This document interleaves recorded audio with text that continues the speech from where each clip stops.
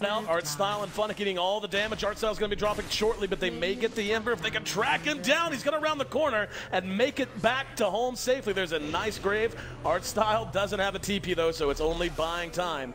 And down he goes as Chen brings him down. They're unable to track down the Disruptor.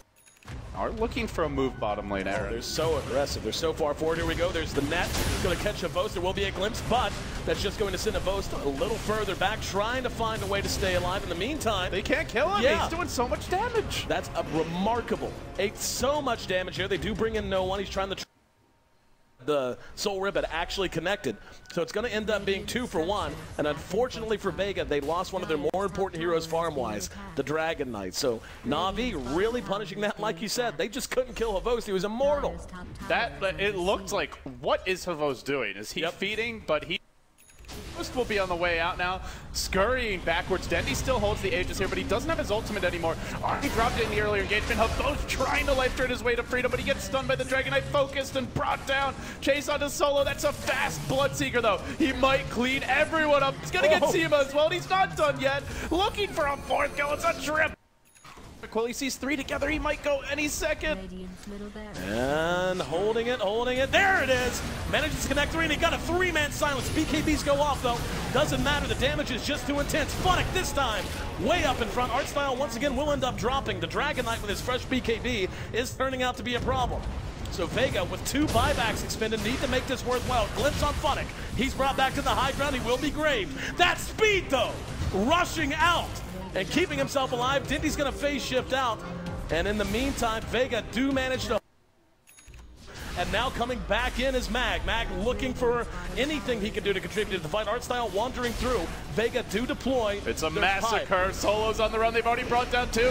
The zombies are stacking up. Funnick getting really aggressive here. They try to bring him down. They can't do it. No one will fall as well. Mag on the retreat.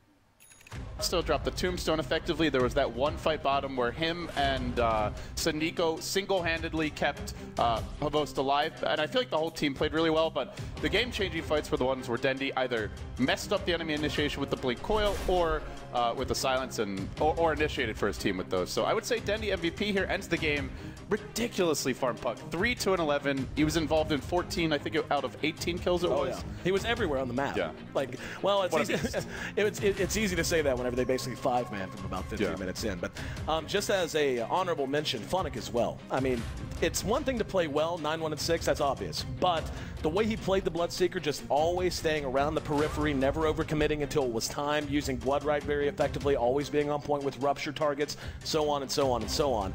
I mean, he played extremely well, but yeah, I have to agree with you. So far as just pure playmaking ability, Dindy the one who should walk away with the MVP right this time. So Vega unable, unfortunately, to make this rather one-dimensional draft work for them. So Game 2 is going to be so important to them. I mean, we're seeing in both divisions of EU, it's, you know, basically just even.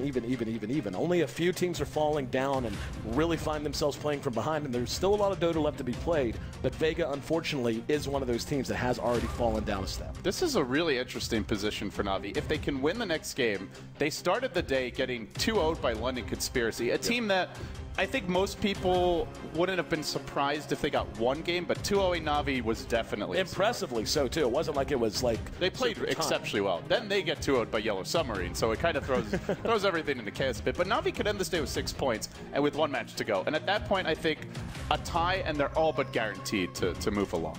El Dindy, as we said, our MVP. KDA, not always the biggest indication, being a part of 14 of 18 kills, though, and usually pretty good days work. I mean, to me, he's been the MVP all day. You look at the first game of the day to London Conspiracy, he had that ridiculous puck Aegis steal. I think it was together with Sandiko.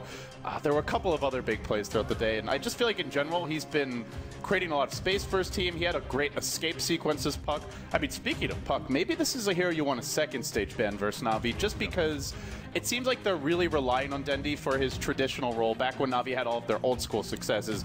The big initiator, more of like a an S4 style hero, like right. a big playmaker, rather than like we've seen sometimes him more on like a carry role as of late. We've seen Shadow Fiends in the previous patches as they've been adjusting their roster, and it seems like this puck type hero is just the way to go. Well, it's just always been his style. I mean, going back, I mean, you and I can remember doing TI2 together, and this was what Dindy did. It's what made him famous. It's what made him loved. The patches kind of affected that play style a little bit and what teams felt was the most competitively viable. Without a doubt, though, this hero, his play style, making a comeback with this patch. So I'm with you, man. I think maybe Puck needs to start being a band that gets some consideration.